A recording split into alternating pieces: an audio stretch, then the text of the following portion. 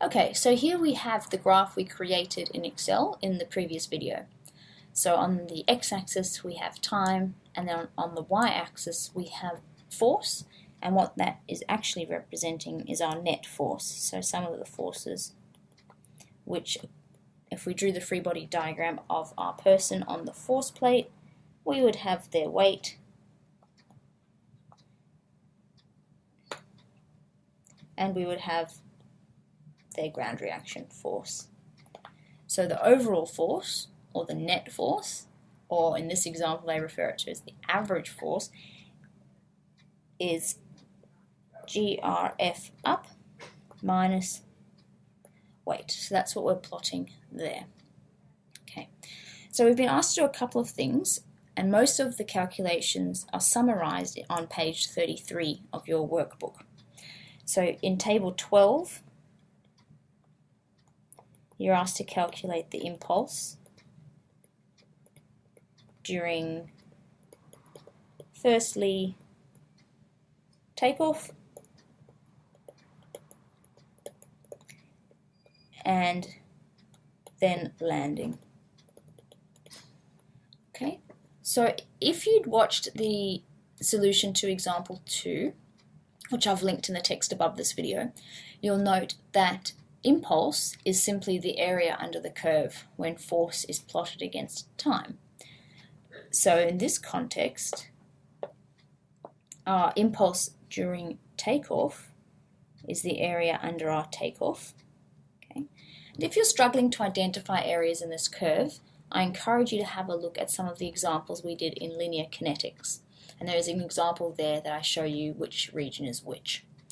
But if not, if you're comfortable, let's carry on. So as I said, the area under the curve, the yellow area, would be our takeoff impulse, and our landing impulse would be the area here. Okay. So it's your job to determine the area.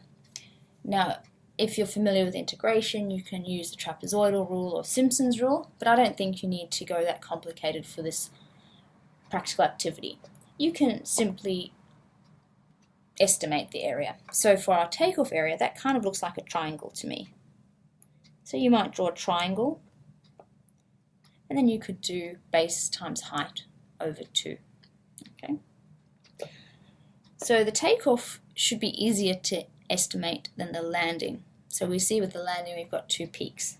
So what you might do, and it's entirely up to you, is, for example, draw a trapezium that has 2 triangles on top.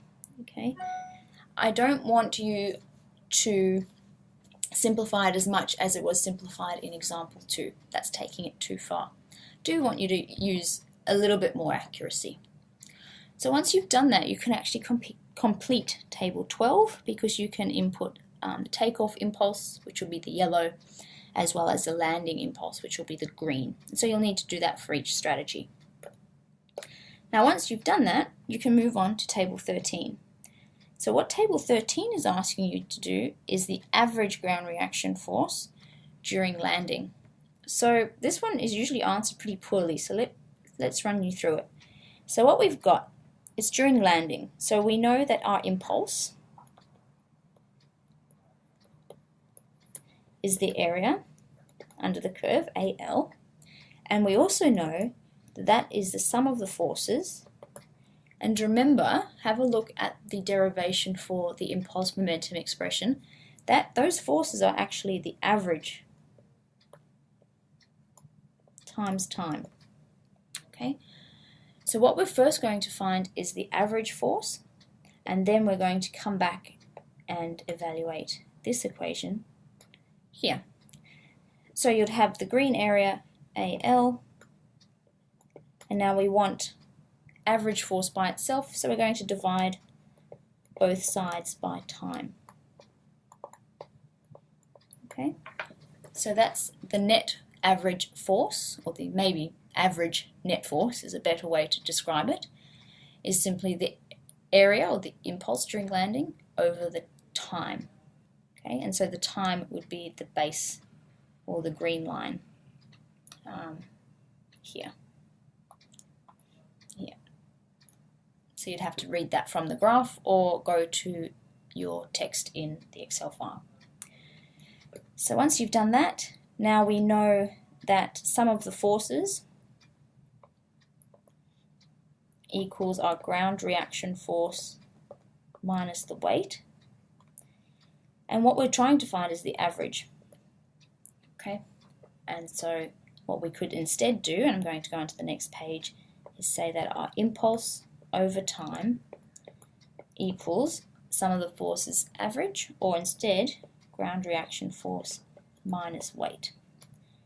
And table 13 is actually asking for ground reaction force, so we can just rearrange, and impulse area over time plus the weight of the person, and that will give you the average ground reaction force.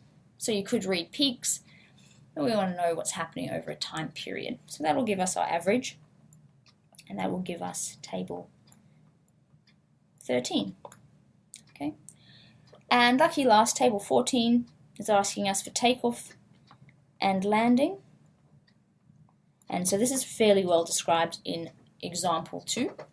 So if we've got our takeoff impulse, okay, equals our change in momentum, so mv takeoff minus v initial, okay, we're going to assume that they started from standing, so they had no initial velocity, and so our takeoff velocity is simply our yellow area, takeoff area, which is our takeoff impulse, over the mass of the person. Okay, and similarly we could do our landing equals velocity of landing, actually, and that's a mistake, sorry, let's fix that up. And so that'll be our final velocity minus our landing. Okay, and we're going to assume that the person came back to a standstill, and we can assume that if we come back to our graph, we'll see that this area over here isn't changing, and so they're standing still. Okay, so it's a reasonable assumption. And so we can rearrange, and we can say that our landing velocity is negative, which is good because we're landing downwards. Our landing impulse or area under the curve over the mass of the person. And so that's how you would calculate all those parameters that you need to do for your impulse momentum practical activity. So I hope that was helpful.